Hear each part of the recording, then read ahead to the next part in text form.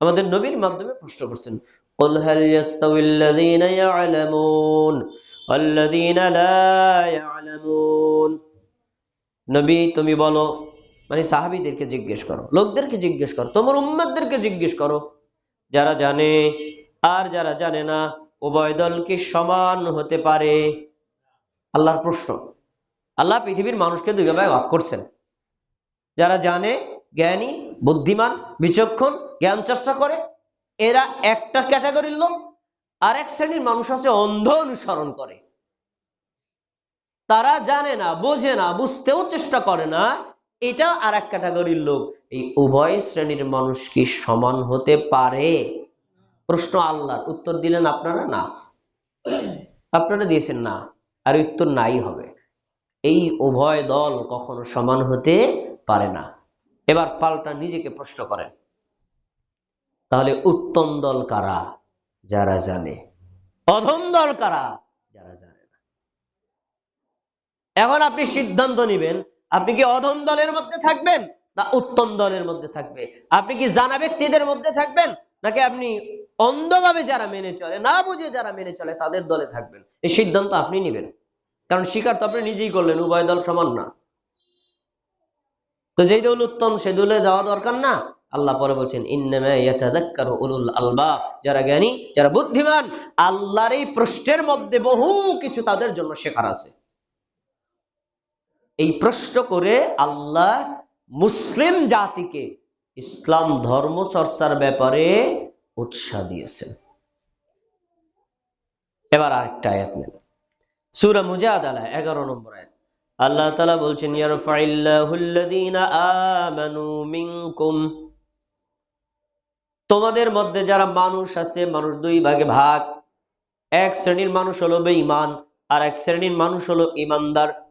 কাফের, মুশরিক, মুনাফিক এরা হলো এক ক্যাটাগরির, নাস্তিক এরা হলো এক ক্যাটাগরির, আর যারা মুমিন, যারা মুসলিম তারা অন্য ক্যাটাগরির। এই দুই ক্যাটাগরি, দুই শ্রেণীর মানুষ কি সমান না মর্যাদাগত পার্থক্য আছে? নাস্তিকের চাইতে, মুনাফিকের চাইতে, মুশরিকের চাইতে, কাফেরের চাইতে আল্লাহর কাছে, ইসলামের কাছে মুমিনদের মান মর্যাদা বেশি। আল্লাহ বলছেন, ইয়ারফাইল্লাহুল্লাযীনা আমানু মিনকুম, তোমাদের মধ্যে যারা বেঈমান, বেঈমানদের চাইতে আল্লাহ ঈমানদারদের মর্যাদা বাড়ায় দিয়েছেন। তাহলে একটা প্রথম ডিভাইডেশন পেলাম, মানুষ দুই প্রকার, ঈমানদার আর বেঈমান। কারা উত্তম? ঈমানদার। এবার ঈমানদারদের মধ্যে আবার আল্লাহ দুই ভাগে ভাগ করছে, ওয়াল্লাযীনা উতুল ইলমা দারাজাতিন। এই মুমিনদের মধ্যে, ঈমানদারদের মধ্যে যারা জ্ঞান অর্জন করে, কোরআন পড়ে, হাদিস পড়ে, আকীদা পড়ে, ঈমান ইসলাম সম্পর্কে জানে, ইসলাম সম্পর্কে বোঝে, ইসলাম সম্পর্কে যে জ্ঞান চর্চা করে, সে আলেম হোক আর সাধারণ লোক হোক, এই ব্যক্তির মর্যাদা অন্যান্য ঈমানদারদের চাইতে অনেক অনেক ধাপ বেশি। সুবহানাল্লাহ। এখানে শব্দটা আল্লাহ ব্যবহার করেছেন দারাজাতিন, বহু বচন। তার মানে অজ্ঞ, মূর্খ এই লোকের চাইতে যে লোকটা বুঝে শুনে ইসলাম ধর্ম পালন করে, তার মর্যাদা, মান আল্লাহ বহু গুণে বাড়ায় দিয়েছেন। তাহলে বোঝা যাচ্ছে জ্ঞান চর্চা, ইলম চর্চা, ইসলাম সম্পর্কে জানা বোঝা, এটা ইসলামী শরীয়তে গুরুত্ব কম না বেশি? বহু বেশি।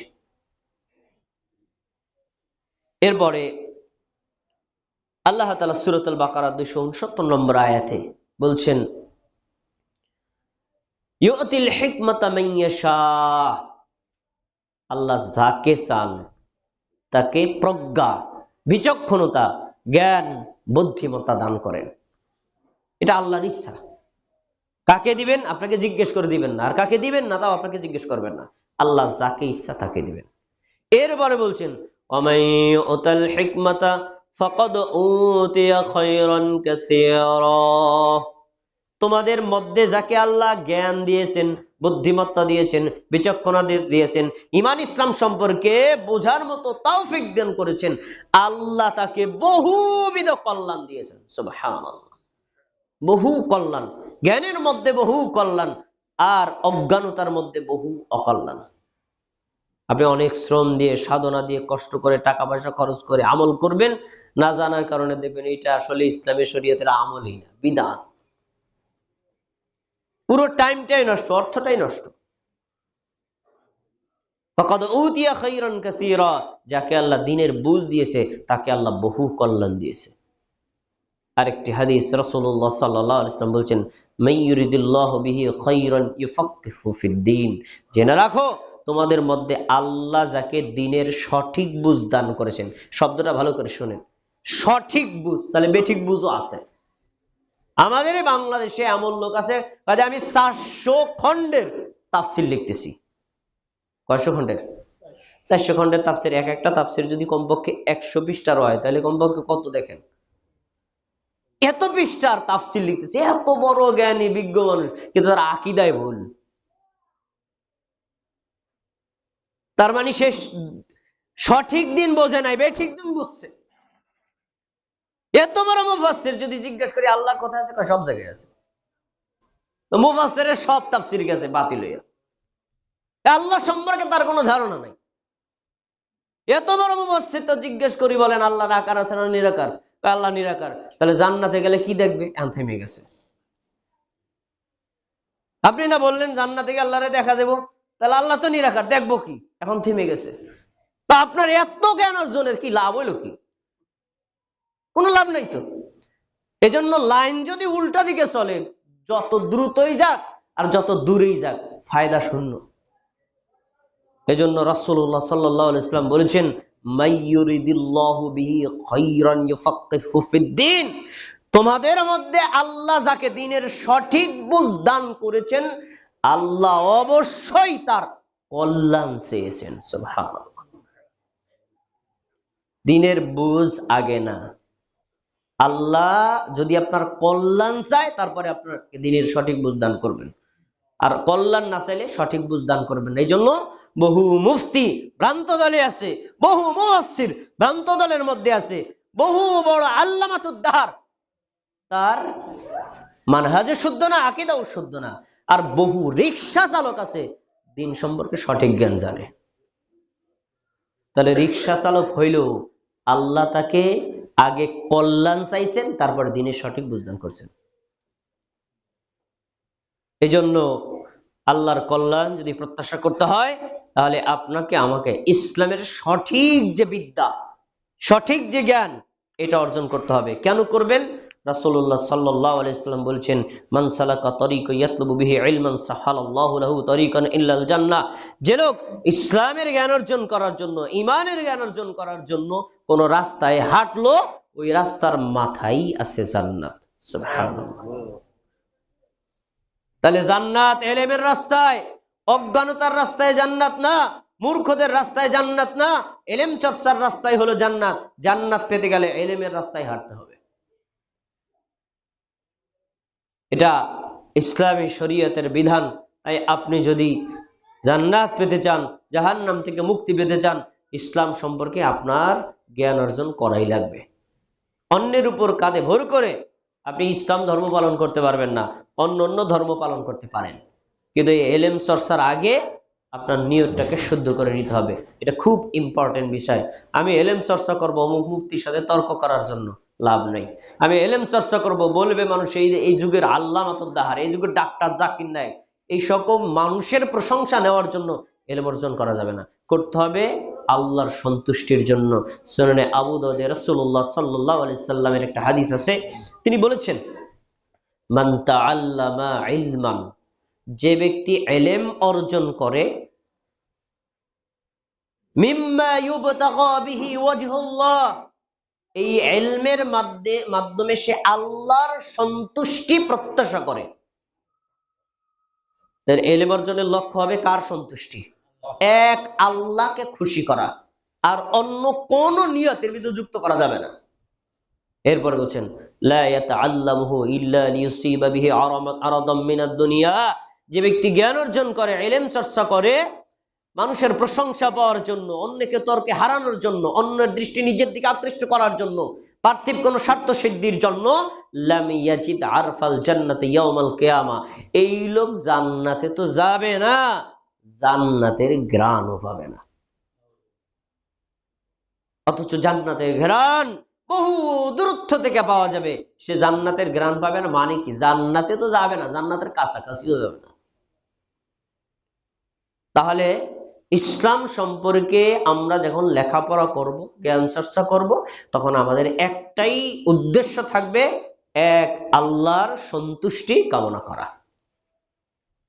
খুতবার সময় শেষ। এখন প্রশ্ন, আমরা কোন কোন বিষয়ে জ্ঞান অর্জন করব? শিরোনামটা বলে দিচ্ছি, ব্যাখ্যা বলার সময় নেই, খেয়াল করে শুনুন। আমরা মুমিন না, আমরা মুসলিম না, আমাদের প্রথম জ্ঞান অর্জন করতে হবে কোরআনের। কারণ ইসলামের যত জ্ঞান এর উৎস, মেইন সেন্টার হলো কোরআন। কোরআন সম্পর্কে আমাদের জ্ঞান অর্জন করতে হবে। কোরআনে আপনি কয়টা বিষয় জ্ঞান অর্জন করবেন? এক, কোরআনের প্রতি বিশ্বাস নিয়ে জ্ঞান অর্জন করতে হবে। কোরআন যে আল্লাহর বাণী, নির্ভুল বাণী, এটাকে আপনাকে নিশ্চিতে বিশ্বাস করতে হবে। রাসূল সাল্লাল্লাহু আলাইহি ওয়াসাল্লামের একজন সাহাবী বলছেন যে ফানাতাআল্লামুল ঈমান ক্বাবলা আন নাতাআল্লামাল কুরআন, আমরা আগে কোরআন শিখতাম না, আগে শিখতাম ঈমান, অতঃপর কোরআন শিখতাম। কোরআন দিয়ে আমাদের ঈমান আরো তরুতাজা এবং বাড়াতাম। তাহলে বোঝা যায় আগে কোরআন সম্পর্কে বিশ্বাস করতে হবে, তারপরে কোরআনের জ্ঞান অর্জন। না হলে গিরিশচন্দ্র সেন ৩০তম পারার অনুবাদ করেও মুসলমান হতে পারলো না কেন? কারণ তার ঈমান নাই। তাই আগে ঈমান, তারপরে হেলেম, কোরআনের ইলম। ২ নম্বর, তিলাওয়াত বিশুদ্ধ করে শিখতে হবে। পুরো কোরআন তিলাওয়াত বিশুদ্ধ শেখা কারোর জন্য ফরজ না, কিন্তু আপনি সলাতে যে কয়টা সূরা পড়বেন, পড়া লাগে, এই কয়টা সূরা আপনাকে বিশুদ্ধ করে তিলাওয়াত শিখতে হবে। তারপরে কোরআনের অনুবাদ, এটা হলো আমলের জন্য দরকার। তেলাওয়াত আমলের জন্য লাগে না, শুধু সালাত ছাড়া। আপনি কোরআনের অনুবাদ, এটা নিজের জীবনে বাস্তবায়ন করার জন্য। আল্লাহ বলছেন সুদ হারাম, ব্যবসা হালাল, আয়াত পড়ছেন নামাজের মধ্যে, নামাজের পরে আপনি সুদ খাবেন কেন? জানেন না আয়াতের অর্থ। তাই আপনাকে বিধান বুঝতে হবে, কোরআনের অর্থ জানতে হবে, আর কোরআনের তাফসীর জানতে হবে। তাফসীর মানে ব্যাখ্যা। এর মানে এই না যে আমি তো আলেম না, আমি আবার কেমনে তাফসীর করব। আপনার তাফসীর করার দায়িত্ব না। তাফসীর মানে ব্যাখ্যা। এক আয়াতে আল্লাহ একটা তত্ত্ব সংক্ষিপ্ত দিয়েছেন, আর এক আয়াতে বিস্তারিত উল্লেখ করেছেন। দুইটা আয়াতে একত্র করলে পুরো বিধানটা জানা যায়। আলেমরা যে তাফসীর গুলো লিখেছেন, তার ভিতরে সবচেয়ে বিশুদ্ধ তাফসীর হলো তাফসীর ইবনে কাসির। ইবনে কাসির এটা অত্যন্ত চমৎকার, এবং এটা তাফসীর বিল রিওয়ায়াত, দলিল ভিত্তিক তাফসীর, আপনারা এটা পড়তে পারেন। ২, ইসলামী জ্ঞান অর্জনের দ্বিতীয় সেন্টার হলো হাদিস। আপনাকে হাদিস সম্পর্কে জ্ঞান অর্জন করতে হবে। হাদিস রিডিং পড়া কারোর জন্য জরুরি না, কিন্তু অর্থ জানা জরুরি। কারণ অর্থ না জানলে নবী সাল্লাল্লাহু আলাইহি ওয়াসাল্লাম আমলটা কিভাবে করেছেন, করতে বলেছেন, করার ধরন কি, আপনি বুঝতে পারবেন না। এজন্য হাদিসও আমাদের পড়তে হবে। বুখারী, মুসলিম, তিরমিজি, আবু দাউদ, নাসাই, ইবনে মাজাহ, মুওয়াত্তা মালিক, এই সকল হাদিসের কিতাবগুলো আমরা আমাদের সাধ্যমতো পড়ব। কারণ এই কিতাবের হাদিসগুলো বিশুদ্ধ, এবং ওই অনুযায়ী আমরা আমল করার চেষ্টা করব। এরপরে হাদিসের অর্থ বোঝার জন্য ব্যাখ্যাটা অনেক সময় দরকার হয়, কিন্তু ব্যাখ্যা আমাকে সবসময় মনে রাখতে হবে যে ব্যাখ্যাটা অবশ্যই বিশুদ্ধ ব্যাখ্যা হতে হবে। আমাদের সমাজের মানুষরা দল ভিত্তিক ব্যাখ্যা করে। আমি হানাফি মাযহাবের লোক, এজন্য হাদিসটারে টাইনা হেসরাইয়া বালায়া কমাইয়া নিজের মাযহাবের দিকে ঠেলে নিয়ে যায়। এই যে ব্যাখ্যা, এই ভ্রান্ত ব্যাখ্যা থেকে বেরিয়ে আসতে হবে। হাদিসকে হাদিসের মতো বুঝতে হবে, আর হাদিসকে যদি হাদিসের মতো বুঝতে যায়, আহলুল হাদিস ছাড়া অন্য কারো কাছে গেলে হাদিসরে হাদিসের মতো বুঝতে পারবেন না, হাদিসরে মাযহাবের মতো বোঝা লাগবে।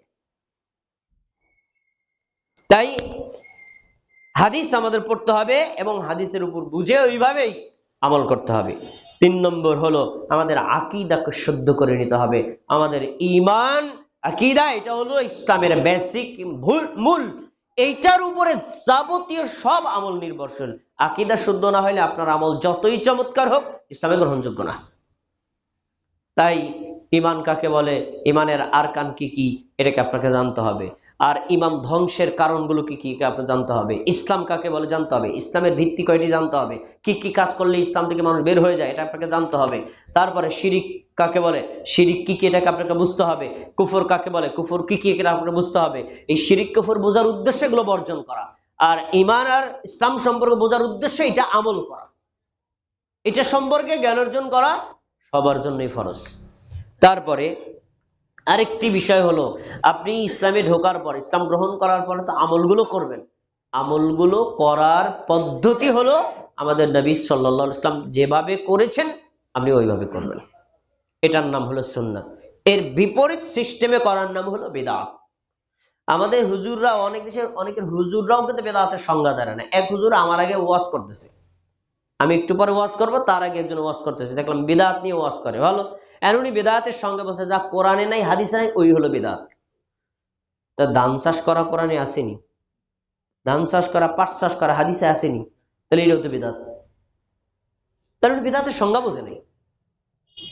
বিদআত হলো ধর্ম হিসেবে যে মানুষটা আমল করে, নেকির আশায় যেটা করে, ওইটা যদি কোরআনে আর হাদিসে না থাকে, নবী আর সাহাবী না করে, ওইটা বিদআত। ধর্ম হিসেবে আমরা এই যে মোবাইল ব্যবহার করতেছি, এই যে চশমা ব্যবহার করতেছি, এই যে মাইক্রোফোন ব্যবহার করতেছি, রাসূল সাল্লাল্লাহু করছেন? করেন নাই। তাইলে এটা তো দুনিয়াবি কাজ, এটার মধ্যে বেদাতের কোনো সম্পর্ক নেই। বেদাতের সম্পর্ক হলো ইবাদতের সাথে। যখনই আপনি ইবাদতটা করবেন, ইবাদতটা যে রাসূলের তরিকা না হয়, অন্য কারো তরিকা হয়, বেদাত। এই জন্য সুন্নাত সম্পর্কে, বেদাত সম্পর্কে আমাদের জ্ঞান অর্জন করতে হবে। ভাইয়েরা আমার, খুব গুরুত্বপূর্ণ বিষয় হলো পঞ্চম, সালাফদের মানহাজ বুঝতে হবে। কোরআন পড়লেন, হাদিস পড়লেন, কিন্তু কোরআন হাদিসের বুঝটা নিতে হবে সালফে সালিহিনের বুঝ অনুযায়ী। আপনি এক্সট্রা আলাদা বুঝে নেবেন, ওই বুঝ হবে না। আপনি ওই যে সূরা ফিল পড়বেন আর অনুবাদ করবেন যে কি আল্লাহ তাআলা পাখিদেরকে পাঠাইছে এক একটা বোম নিয়ে, বোম মারছে আর ওরা মরছে। আল্লাহ তো বোম শব্দটা বলে নাই, তো এই ব্যাখ্যাটা আপনি কোথায় পেলেন? তাহলে বোঝা যায় যে বুঝের মধ্যেও ত্রুটি আছে। আমরা হুজুররা যারা আছি, একই কোরআন পড়ি, একই হাদিস পড়ি, তাহলে এক এক তরিকা হয় কেন? কারণ তাদের বুঝের ভিন্নতা। এজন্য বুঝটা নিতে হবে। রাসূল সাল্লাল্লাহু আলাইহি ওয়াসাল্লাম কোরআনের আয়াত হাদিস কিভাবে বুঝছে, আমাকে ওইভাবে বুঝতে হবে। সাহাবীগণ হাদিসটা এবং কোরআনটা কিভাবে বুঝছে, আমাকে ওইভাবে বুঝতে হবে। তাবেঈগণ কোরআনটা, আয়াতটা কিভাবে বুঝছে, হাদিসটা কিভাবে বুঝছে, আমাকে ওইভাবে বুঝতে হবে।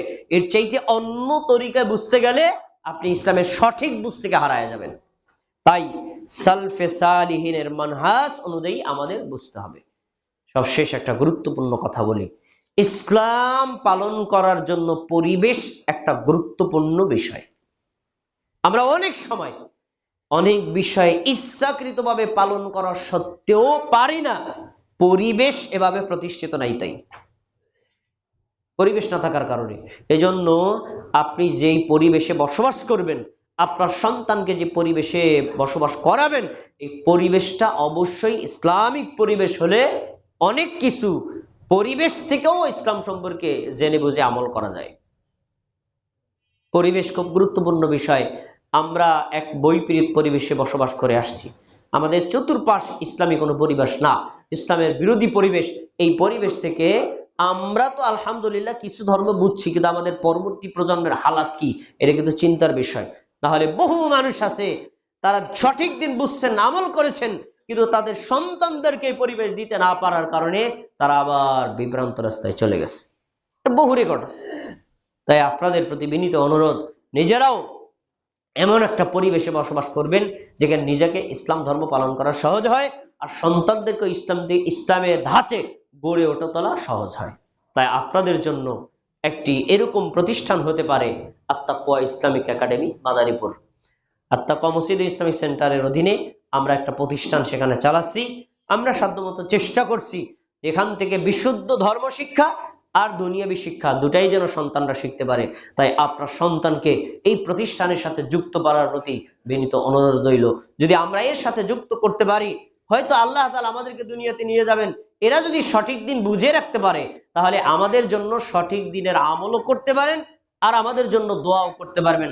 আল্লাহ রাব্বুল আলামিন আমাদের সন্তান সন্ততিদেরকে, আমাদেরকে ইসলামের সঠিক পরিবেশে বেড়ে ওঠার এবং গড়ে তোলার তৌফিক দান করুন। আমিন।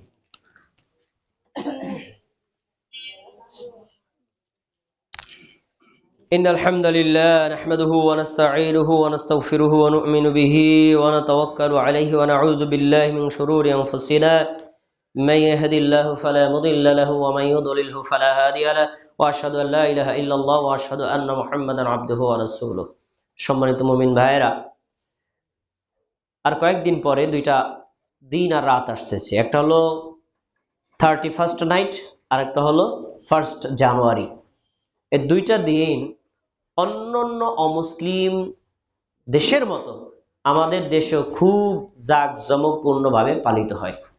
যারা এই পার্টিতে বা কর্মে অংশগ্রহণ করে তারা অমুসলিমদের সন্তান না, মুসলিমদের সন্তান। কিন্তু তারা জানে না যে এগুলোর সাথে সম্পৃক্ত হওয়ার ভয়াবহতা কত বেশি। একটা হাদিস আপনাকে মনে করাই দিই। রাসূল সাল্লাল্লাহু আলাইহি ওয়াসাল্লাম বলছেন যে অবশ্যই অবশ্যই তোমরা তোমাদের পূর্ববর্তীদের অনুসরণ করবা, এমন ভাবে অনুসরণ করবা তারা যদি গুই সাপের গর্তের মধ্যেও ঢোকে তোমরাও ঢুকবা। সাহাবীগণ প্রশ্ন করছেন, আল্লাহ রাসূল পূর্ববর্তী বলতে কাদেরকে বুঝাইছেন? তারা কারা? তারা কি ইহুদি আর নাসারা? তিনি বলছেন ফামান, এরা ছাড়া আবার কারা? এরা ছাড়া আবার কারা? তাহলে আমরা মুসলমান হওয়া সত্ত্বেও সংস্কৃতির ক্ষেত্রে আমরা বিজাতীয়, অপসংস্কৃতি, খ্রিস্টানদের কালচার, ইহুদিদের কালচারের সাথে যুক্ত হবে, এমন ভাবে যুক্ত হবে তারা যা করবে আমরা তাই করবো। এটা রাসূলের ভবিষ্যৎবাণী, আর এটা ভয়ঙ্কর একটা লক্ষণ। 31st নাইট মুসলিমদের কোনো অনুষ্ঠান নয়, 1 জানুয়ারি মুসলমানদের কোনো অনুষ্ঠান নয়। এই পার্টিগুলোতে অংশগ্রহণ করা মুসলমানদের সন্তানদের জন্য কোনোভাবেই বৈধ হইতে পারে না। একটা পয়েন্ট বলে রাখি, 31st নাইটে জায়েজ নেই, কিন্তু যদি রাসূল সাল্লাল্লাহু আলাইহি ওয়াসাল্লামের জন্ম দিবস পালন করি, মৃত্যু দিবস পালন করি, উত্তর ইসলামী শরীয়তে দিবস পালনের কোনো সুযোগই নেই। এটা যার হোক, নবীর জন্মদিন হোক, কারো জন্ম মৃত্যু মানে দিবস পূজার ইসলামে কোনো সুযোগ নেই। কেন? ইসলাম হলো বাস্তব ধর্ম, অবাস্তব কোনো ধর্ম না। আপনি যদি দিবস পূজা শুরু করেন না, 365টা দিনের মধ্যে একটা দিনও আপনি বিশ্রাম পাবেন না। খালি দিবস পূজা করতে করতে জীবন শেষ। হিসাব করেন না, আদম আলাইহিস সালাম মারা গেছে সেই দিবস পালন করবেন, এবার হাওয়া আলাইহিস সালাম মারা গেছেন সেই দিবস পালন করবেন, আপনার বাপ মারা গেছে সেদিন পালন করবেন, আপনার হুজুর মারা গেছে সেদিন পালন করবেন, আপনার এলাকার ব্যক্তি মারা গেছে সেদিন পালন করবেন। দিন পালন করতে করতে জীবন শেষ। 365টি দিন না, 1000 দিন লাগবে এই দিবস পূজা করতে। ধর্ম পালন করবেন কখন? এই জন্য কোরআনে আর হাদিসে রাসূল সাল্লাল্লাহু আলাইহি ওয়াসাল্লামের জন্ম দিবস ফিক্সড করে কোথায় আসেই নাই তত্ত্ব। সাহাবীরা এগুলো কোনো বিষয় মনে করতেন না। তিনি কোন দিন জন্ম নিয়েছেন আমার দরকার নেই, কোন দিন মারা গেছেন তাও আমার দরকার নেই, আমার দরকার তার আদর্শটা কি। এজন্য মুসলিমদের সন্তানদেরকে সতর্ক করি, ইসলামী শরীয়তে কোনো দিবস পূজা করা যাবে না, স্পেশাল অপসংস্কৃতির তো নিকটেও যাওয়া যাবে না। এগুলো থেকে আমাদের পরহেজ থাকতে হবে। আল্লাহ তাআলা আমাদেরকে আর আমাদের সন্তানদেরকে এই ধরনের ভয়ঙ্কর অপসংস্কৃতিকে ফিরে থাকার তৌফিক দান করুন। আল্লাহ রাব্বুল আলামিন আমাদের সবাইকে দ্বীনের জন্য কবুল করুন, ইসলামের জন্য কবুল করুন। একজন ভাই তার বোনের জন্য দোয়া চেয়েছেন, তার বোন অসুস্থ, আল্লাহ রাব্বুল আলামিন তাকে অতি দ্রুত সুস্থতা দান করুন। আমাদের পরিবারের লোক যারা অসুস্থ সবাইকে সুস্থতা দান করুন। আমাদের পরিচিত জনদের মধ্যে যারা অসুস্থ সবাইকে সুস্থতা দান করুন। আল্লাহ তাআলা আমাদের দোয়াকে কবুল করে নিন, আমাদের এই মসজিদকে কবুল করে নিন, আমাদের আত্তাকওয়া ইসলামিক একাডেমিকে কবুল করে নিন। আমাদেরকে দ্বীনের সঠিক জ্ঞান দান করুন, এই সঠিক জ্ঞানের উপর আমল করে দ্বীন নিয়েই আমাদের মৃত্যুবরণ করার তৌফিক দান করুন। আল্লাহ আপনি আমাদের সবাইকে মুমিন আর মুসলিম হিসেবে কবুল করুন। আমাদের সবাইকে ইসলামের জ্ঞান অর্জন করার তৌফিক দান করুন, জ্ঞান অনুযায়ী আমল করার তৌফিক দান করুন। আমিন আমিন। ইন্নাল্লাহা ইয়া'মুরু বিল আদলি ওয়াল ইহসান ওয়া ইতা'i যিল কুরবা ওয়া ইয়ানহা 'আনিল ফাহশাই ওয়াল মুনকারি ওয়াল বাগি ইয়া'iযুকুম লা'আল্লাকুম তাযাক্কারুন ফাযকুরুনি আযকুরুকুম ওয়াশকুরু লি ওয়া লা তাকফুরুন।